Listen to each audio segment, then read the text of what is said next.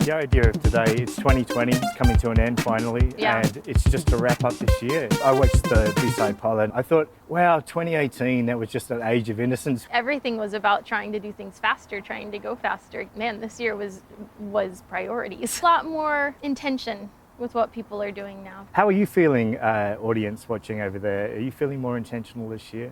That was my escape in quarantine, was my backyard. On the way in today, just up the road, there's actually a thing, and there's a sign outside. I think it's a new sign saying, you know, so-and-so's patio. And it's just a patio. There's no actual inside at all. And I was like, is that a parking lot?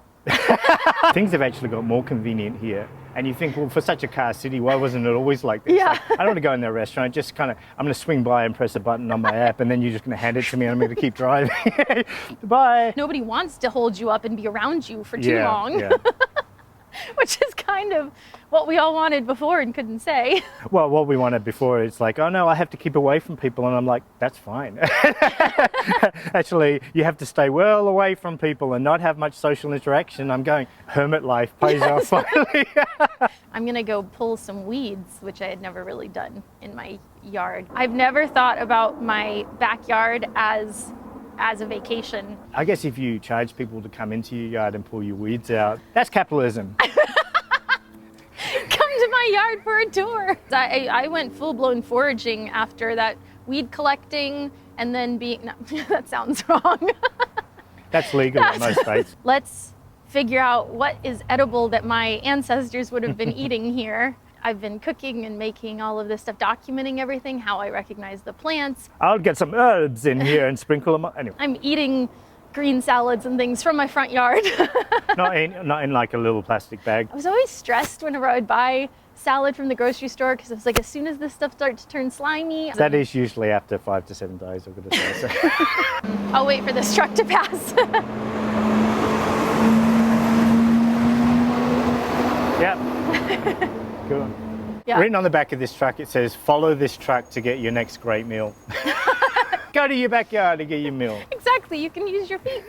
When I started looking back at my grandparents, they came in from the farm. So they always had a little garden. It's kind of a joke to say that people with front yards that were manicuring as if we're British royalty, because that's where that came from. So anyway, speaking of jokes, this is comedy gold, all of this sort of stuff. We're going to put that whole section in unedited, just as a kind of a monologue on resource planning through the totally ages. Did a monologue. I'm sorry. There are communities that are entirely off the grid. They collect, you know, dung of different sorts to run things. And this camera is actually dung powered. What are things going to be like next year? I think it'll be different.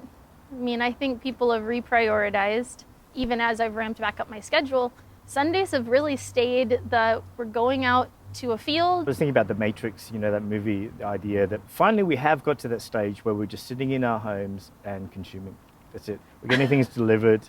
You think delivery trucks are the only thing. We're just sitting inside, scared and buying stuff. Oh my goodness. That's comedy gold right there, comedy gold. I think comedy's changed this year.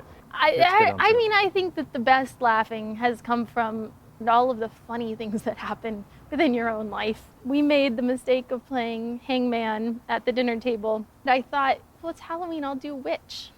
Fast forward a few minutes, whenever the 5-year-old or 6-year-old yells out, "Bee!" all that's left is itch.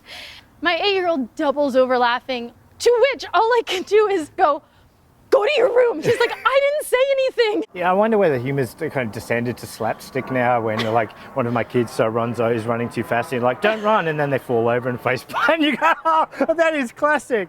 Go, oh no, so you hurt? No, oh, right, yeah. There was a time whenever my mom called me, I mean, I could not understand her. She was laughing so hard. And she goes, your father just fell from, your father just fell from a tree.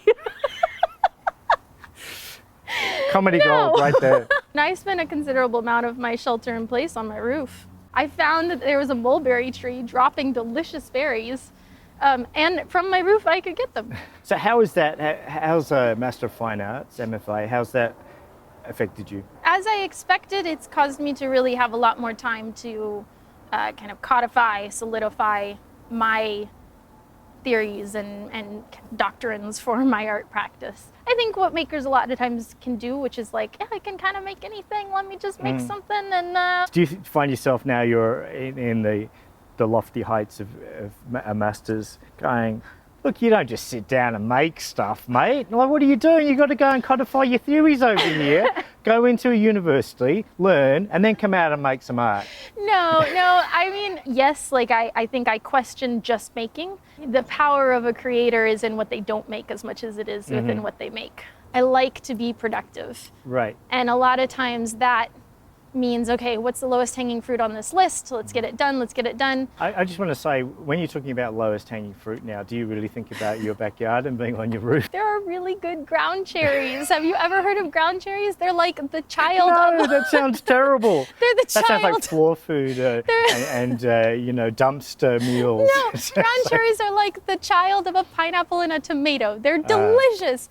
See, that's comedy gold. All the dad jokes here, people. There are never mom jokes. I can't ever remember her telling a joke. You can't? No. No. But I can't remember a lot of things about my childhood. What are my childhood memories? Like completely random stuff. And I think there's only like 5 of them. And I was like, how long is child? That was a long time and not very many memories out of that whole thing. Like seriously, what do I remember? I remember sitting on a wall. That's one. If I've got a slot, one of those is taken up just with me sitting on a wall high up going, ooh, this is high. And then I fell off a log. That's another one of my... And then there's only 3 more slots left for other things. Oh my goodness. For the sum of human affection and everything else that happened in childhood. And then I realized that we would be the old people where like our grandkids will be like, why is grandma Lysawing the grocery bag? Shh, don't worry, she lived through COVID. Get on the gloves, all the hazmat suits, we're going to the grocery store. There weren't big grocery stores when our kids are older. There'll be people taking protein pills that are delivered to them by van. There's so many things that are kind of like very sensible and terrifying at the moment. And maybe like rockets, you go, yeah, we're going to the space station. And you're like, oh no, we're finished here on Earth now. Everybody's going to have to blast off into space. Oh, VR, that's great because people can see it. Oh no, we will never be allowed outside again. We'll just be experiencing the world through a headset. I'm going to put a foraging This is the Matrix. VR. I was talking about it before. We're in the Matrix right now. This is what it, and so are you. It's so true. You. It's so true. Take the red pill or the blue pill. That's what we just did in this election. Take Red pill both. or the blue pill. Sorry. Take both. Throw both over your shoulder and just carry on best you can. my That's God. what we've learned from 2020. What are you hopeful for next year?